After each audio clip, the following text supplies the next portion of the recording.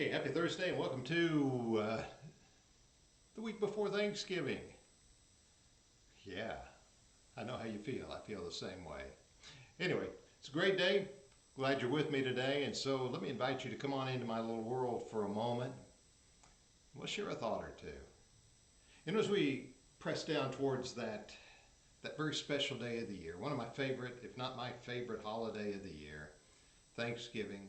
Man, I could tell you stories of growing up and the smells around the house, of the food cooking for a day or two ahead of time, pies and desserts that were made, and then finally coming down to the day, cornbread made a day early to make the dressing and so forth, and that turkey cooking. And whoo, man, I gotta tell you, as a kid, there was nothing better. The eating of the dinner was something quite special. Most of the time we had Thanksgiving at home. My dad would put on a record of Christmas music. That was the first we'd hear of it of the year. And Mother would bring out that prepared meal and we would sit and we would eat it. Sometimes there was a guest or two with us. Sometimes it was just the family. But it was a very special time and all. Maybe you've got something like that as well. But as I'm thinking about this, Thanksgiving is a time to reflect on our blessings, isn't it? And I know we sit around just that meal and spending our time together, laughing, joking, enjoying the time together, which is great. And the meal, which is kind of usually an excessive one for the time. I know some of you probably find a place to go and eat your meal out, but it's still a special event. And I know we've got a pretty good sized turkey ready to cook as our family groups are gathering together and so forth. It's very, very, very special in that regard. And that meal is pretty good, when you think about that. But it's also a time to pause and reflect on how blessed we really are. And while we might sit and gobble down, notice how I use the word gobble down that feast, we might forget. We might forget how fortunate we really are. And I think it's important that we stop and we think about it. And every year in most cities, this city among them, there are groups that get together, prepare food for those who wouldn't have a Thanksgiving dinner, don't have families to share it with, don't have the money to purchase it and so forth. And it's been going on for a long time. There have often been groups who would give away the things that you need for such a dinner, church groups and so forth. And I know many of them around, and we've done it right here in this congregation and given away the things that would be needed for a very nice meal and so forth. It's a nice thing to do. Well, I want to tell you about some people quite a number of years ago. But let me back it up with something that we find in Scripture. I know we find the sharing throughout the pages of the Bible. We find the open doors of bringing in guests and people that are very special, and the reminder in the book of Hebrews, to entertain strangers, and so we find all of that there, and the importance of sharing what we have. But I was thinking about Simon Peter and John when they went to the temple. As we read it in the 3rd chapter of the book of Acts. Headed up to the temple, and there's the beggar, and the beggar is expecting something from them, and they pause and they look to him, calling him to look at them, and Simon Peter says those marvelous words, "Silver and gold I do not have, but what I have I give to you." Those things really ought to sink in with us. And I know he was talking about the man being healed, and it's a very special event. It wasn't talking about a Thanksgiving dinner or something of that like. But let me tell you of an event that took place quite a number of years ago now, probably close to 30 years ago, or at least. There was a family, there were some people that had come in contact with, a small family, actually a couple, and they had sometimes some other people living with them. But they were very poor, very limited, not just financially, they're very limited intellectually. And I spent time with them off and on. They would call and I would go by and would see about them, and maybe they had some need or something, and try to help them out with one thing or another along the way. But they were like some of the poor people. They had learned where they could receive gifts of food and other things along the way, and quite often would be able to attend some of the meals that were provided at holidays and so forth.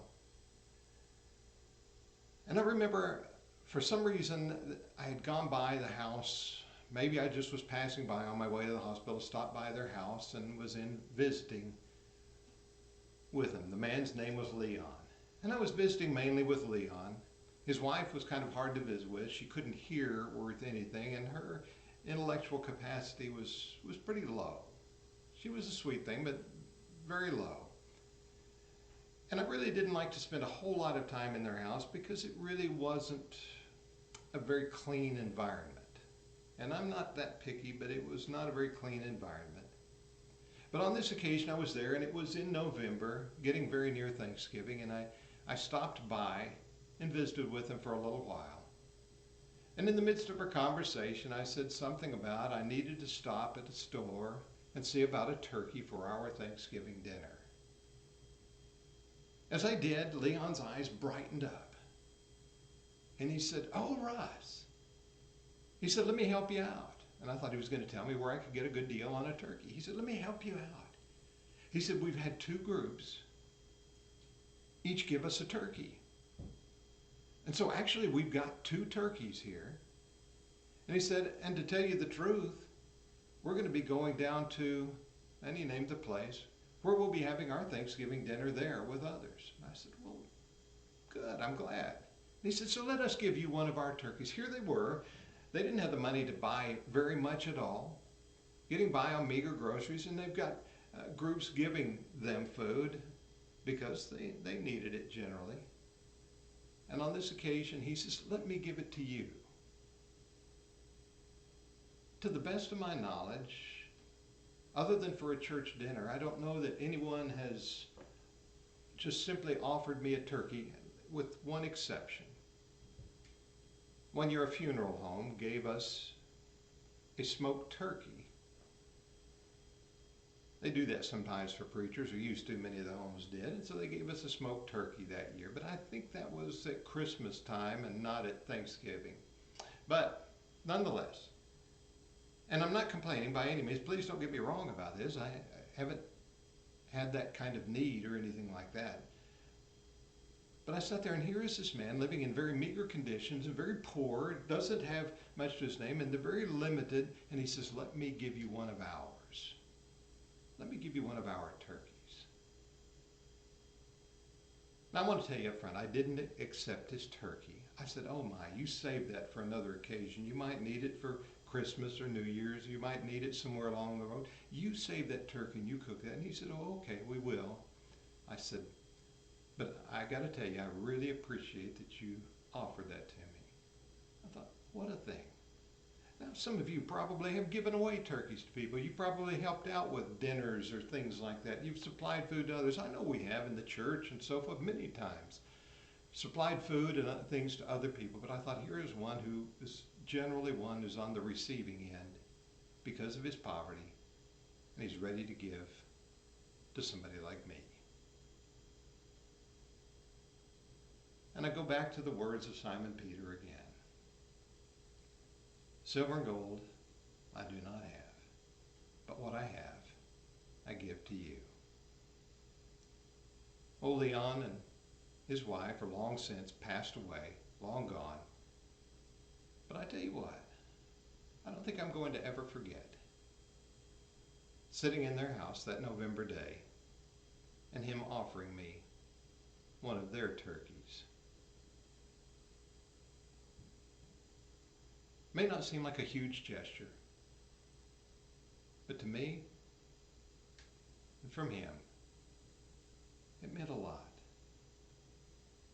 I don't know how we do it. I don't know how it may play out in our lives. But I think we need to look carefully at what we've got. How blessed we are, much or little. And maybe take the example of Peter, maybe Leon too. And what I have, I'll share with you. I guess that has a lot to do with Thanksgiving, doesn't it? Gratitude that shares. Hey, I'm glad you're with me today. I hope it's a blessed time for you. We'll think a little bit more about Thanksgiving as we get a little further down the road, but I'm really glad you're with me today, and I hope you're having a very great, wonderful, blessed day that brings you to bless others as well. Thanks for being with me.